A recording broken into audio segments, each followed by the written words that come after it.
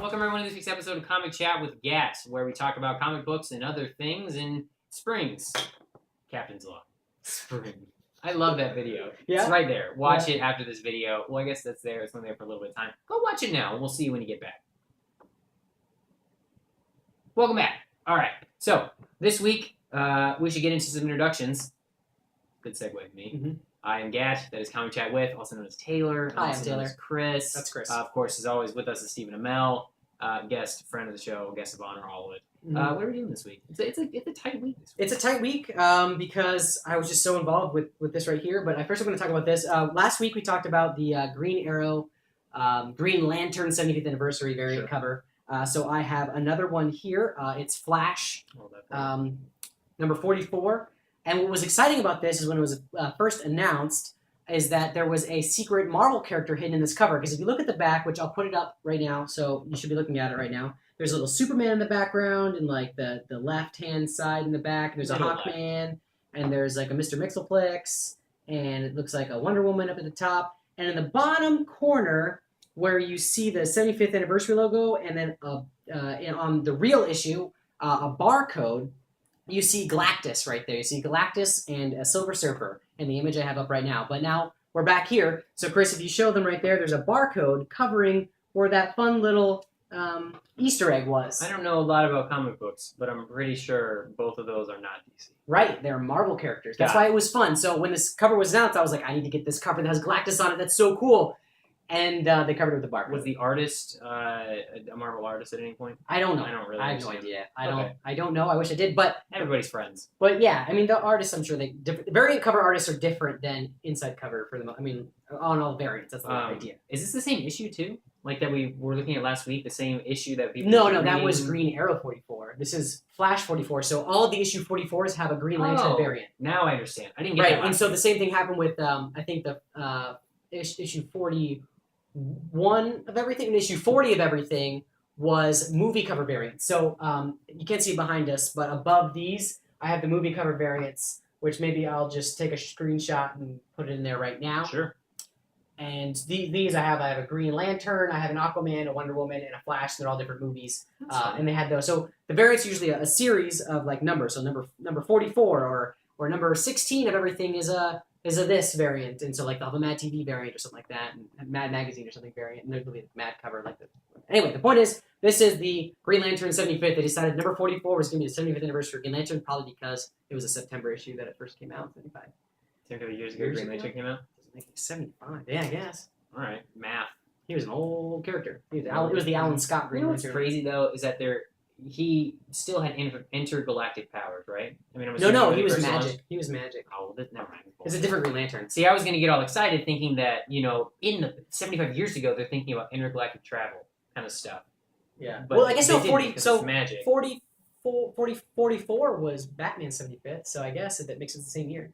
Still, they weren't. But if the first guy was just magical, then that's. He had a magic Green Lantern that he found in he was like a railroad man. Oh god! All right, never mind. All right, not as cool as I thought. But otherwise, it's still a cover. You still have some great stuff going on there that you can't see if you buy it in physical form. But now you have it, so that's something. Yeah, no, it's cool. I'm excited. Cool. It's a nice cover. I really like the art anyway. Good. But it was exciting to have that other thing on there. Which Flash is that? That's Barry Allen. Okay, cool. And that's Jon Stewart. Green Lantern. Daily Show. Yeah. He's Jewish. He's not black. Got it. Yep. Okay. But let's get down to brass tacks. We're pretty current, right? Topic of the day. It was Batman. It was Batman Day on Saturday. It was Batman Day on Saturday. And there's a free Batman comic on Comixology you can download.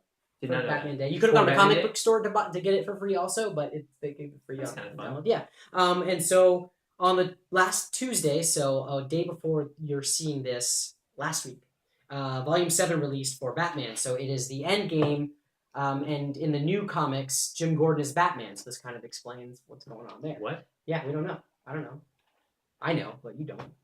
We've talked about that. It's I didn't know. Oh, I remember that now. Yeah, I guess I do kind of remember that. Yeah. Okay, so, I've been getting really into these volumes. I read volumes 1 through 5. I'm on 6 right now. Taylor finished 7 last night. Yep. And so, this is a spoiler-free review for anyone who's looking to watch and learn some more about it. But tell us about it. Like, what do you think? How did you?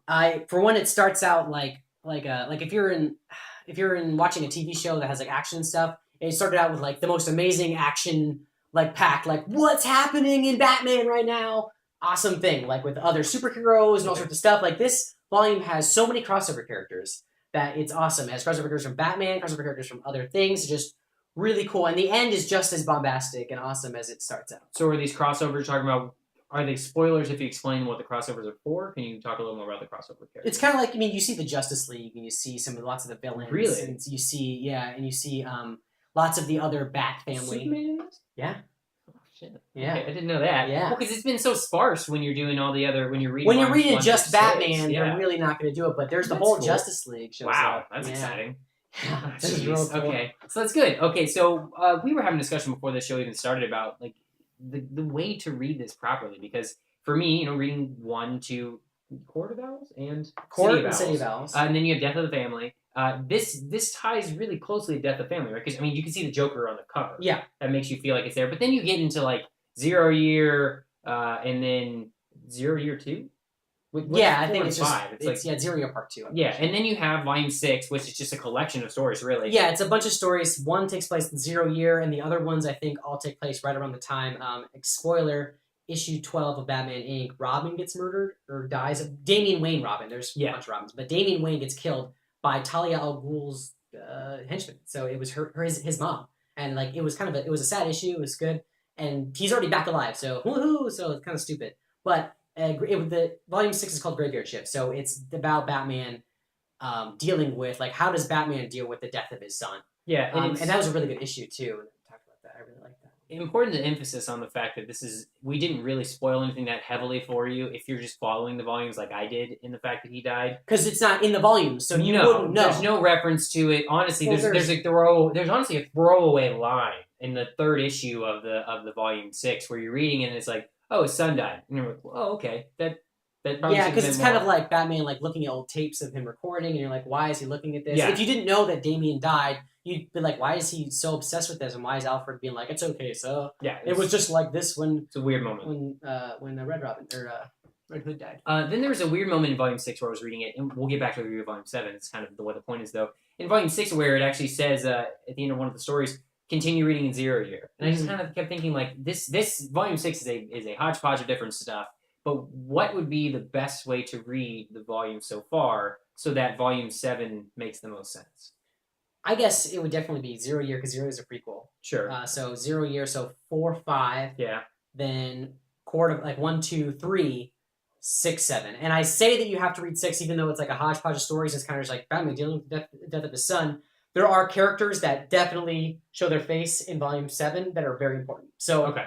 I think it's 1 or 2 issues only in there that are the Snyder Capullo team, because if you notice the art's different in a lot of different issues. Lots of it's not Capullo. Why? If you're reading I thought these were written, I mean, the front of the these are all, but Volume 6, I think it does have some Capullo, but it's not, I think because it's the Batman title. Got it. But I think one of them was Batman Superman later on in Volume 6. You'll get to that one. Oh, cool. And so that's a different, but I think it might be different author and artist. So it definitely is a interesting hodgepodge, but the end is all the different issues of Batman kind of stuff, like Batman Superman and Batman proper dealing with Damian dying, like how each writer took over it. It was pretty cool. And so this is a good setup for Volume 8, which is rumored to be the final volume. Well, yeah, because they said that, when I feel like this is a stupid humble brag. When I was at Comic-Con, I went to the Greg Capullo's panel that was hosted by Scott Snyder. And people asked that. They're like, so you're only, contracted to do like up to like 55 or something like that. So there might be 2 more volumes, because there's about 7 issues per volume. Okay. And they said, we love doing Batman a lot. Like, we love it. So we're not saying we're going to be done. Like, it's not like, oh, we're done now. Like, we hate this. So if they re-up, or if they decide they want to do some, but they might end up doing different stuff. Maybe Scott Snyder's going to, he already has like the biggest character in DC Universe. Like, you really can't move up from there. But maybe he'll take over for Jeff Johns for Justice League or something, get to write all the characters, or who knows. And maybe he wants to do his own thing. He has his own comic books on different things. He has, I think, it's not Cal, that's Kyle Higgins that does Nightwing, but it's Cowl. But he has American Vampire, I think, is the novel he has and stuff like that. Yeah. Anyway, he has his own stuff, so maybe he wants to take a break from Batman. And it's a lot of work. There's actually a panel in here they talked about at the panels. That Scott Snyder was talking about the dedication of Greg Capullo and how he cares. There's a single panel of Alfred and Bruce, and Bruce is they're like laughing together. He said that he redrew Bruce's face like 8 times. He kept saying, "Nope, it's not done. Nope, it's not done." Like he had to capture like the emotion in that scene, and it was cool because I just happened to be behind a kid who's getting a signature from Scott Snyder. He's like, "Oh, is that issue like 43 or whatever?" He's not 43, would be whatever. He's like, "Is that issue 37?" He's like, "Here, this is the panel I was talking about," because he just talked about it. He pulled it open and had me behind the kid, so I got to see the one he pointed out, and so I was reading it and I remembered that. I was like, "Oh, that's neat." Nice. So yeah, Greg Capullo is a really dedicated, awesome artist. Good. But this is a really good. So all in all of 7, great beginning, Great as we're ending. saying. The whole it was Is it flowing very well? hard to Because that's put some of down. the troubles with. I mean, 6. 3 drag on a little bit. 6 did. Honestly, near the end of 5 got me too. Mhm. 1 and 2 were perfect. 1 me. and 2, I think, are I thought they were great, and then 4. So, but it has good flow. It's got a good pacing. It was impossible to put down. You read it in a night? Well, I guess it's not impossible then, but I read half of it yesterday, and then the other half at lunch, and I was slightly late coming back to work because I had to finish it. That's fine. I knew I was in the last issue, and I was like, no, I can't just stop. Perfectly acceptable. It was great. It's so good. I highly recommend it. I think that you could pick this up with no previous context if you just understand the comic bookiness of it and kind of if you just know that. Like, you just have to take context clues. You have to be. You're missing a lot, though. You're missing a lot. You'd have to know things. You'd have to know the death of the family happened. You'd have to know, or just accept it and just be like, I'm just reading a Batman story, and yes, stuff happened before this, but this is the ultimate Batman versus Joker showdown. It's awesome. Really? Yeah, that's basically what it is. It's Joker's Endgame. That's all the idea of it is. And so, yeah, I definitely think it's awesome. And I would say after Court of Owls, it's really up there. It's so good. I would read it again if I wasn't giving it to you tonight. And I get it tonight to read. I'm very excited. Yeah. Sorry, Martian. I'm going to have to push that to the side. So, Volume 7, Comic Chat with Gat, highly recommends. And if sum it up in one sentence, you have a one-sentence review that you would say for this. We're making a Vine. We're making a Vine star. What would you do with your one-sentence review? You got 7 seconds. Holy crap, hold on. I'm not ready for this. I'm not ready for this. Done. That's the review. Holy crap, hold on. I'm not ready for this. Endgame. There we go. Got it. All right. So that was a good episode. A little bite-sized piece for you guys to do during your week. Make sure you subscribe to Comic Chat with Gat on youtube.com/cbxcast. We also have, of course, that's why this is here, an audio podcast. Actually, and that's an extended edition. It is an extended edition. You guys get to enjoy that too. We have some fun talks at the beginning. I ramble on about Hunt the Truth. Yeah, I'm going to extend it. Hunt the Truth is a great podcast. You guys should listen to ours and then listen to theirs. I listened to the entire first season and then the primer for the second season within a couple days just because I was a long drive to work. But I usually have 5 or 6 podcasts in rotation. This took up the entire time. It was great. Wow. Keegan-Michael Key, the woman from How I Met Your Mother, Kumail Nanjiani, all great characters, really high production value. So it's like a audio? Like, is it like I would consider it an audiobook. Well, with multiple characters, it's almost like an audio drama. Yeah. So, like, it's each character is their own voice? It's Little House on the Prairie.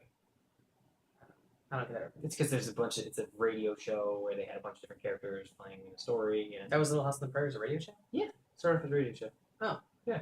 Okay.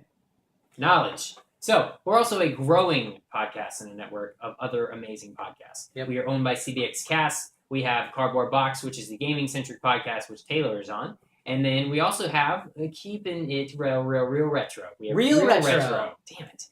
Which they just did a great episode on Ghostbusters, which I saw Taylor loves. I thought it was okay. But the episode was good. There's moments where I start to get upset because I've watched like all the behind the scenes features and stuff like that. So I'm like, no. But then their guy Michael Taylor, he just came and chimed in and just solved everything. Man, I would be like, and then they fix it and I'm like, oh, cool. I'm like, and keep a lookout for the Martian. Martian comes out soon, and they're going to do a book to movie comparison cast. Me and Becky Bryan, the host of Real Retro, are going to be on there, and maybe some time Chad and Gab might stop in. Mm-hmm. Depends if I finish the book. Yeah. I probably won't because I have this. And 6 to finish as well. Mm-hmm. Otherwise, Comic Chat WGAT on Twitter, Comic Chat with Gat on Instagram and Tumblr. CBXcast.com. We're working on the website. We're making it look pretty for you. Well, we're not doing anything. Joe's doing all he's great. Thank you very much. Yep. Except for the fact that Joe also hosts Cardboard. I don't know how I was going to start a flame war. It's stupid. We just talked about how great it was and that I was on it. And I know I don't mean it. I just want to start a flame war. Thank you for watching. We'll see you next week. I'll be on CBX Cardboard Box when Halo comes out. Yeah, Chris likes Halo. No one likes Halo with me, so that's fine. It's probably going to be good. I don't know, man. I'm so worried. Goodbye. Goodbye.